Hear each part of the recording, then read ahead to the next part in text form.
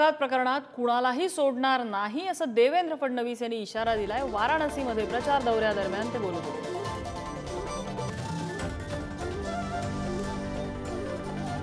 Update समोर येते, कारवाईचा धडाका सुरूच आहे। काही डीनवर देखील सक्तीच्या रजेवर पाठवण्यात आले। जी समिती नेमली होती त्यांनी ही कारवाई केली आहे। काय नेमकं याबद्दलची संदर्भात योग्य प्रकारची कारवाई चाललेली आहे। काही लोक याचं राजकीयकरण करण्याचा प्रयत्न करतायत, ते कोणाच्या इशाऱ्यावर करतायत हेही हळूहळू समोर येत आहे। पुण्याच्या प्रकरणामध्ये प्रकरण एकीकडे आहे, पण या प्रकरणाच्या खांद्यावर बंदूक ठेवून काही लोक कोणावर तरी निशाणा मारण्याचा प्रयत्न करतायत। त्यांचा राजकीय डावही हळूहळू उघडकीस येतो आहे। पुण्याच्या प्रकरणात कोणालाही सोडणार नाही। पहिल्या दिवशी सांगितलं होतं, सोडणार नाही म्हणजे नाही।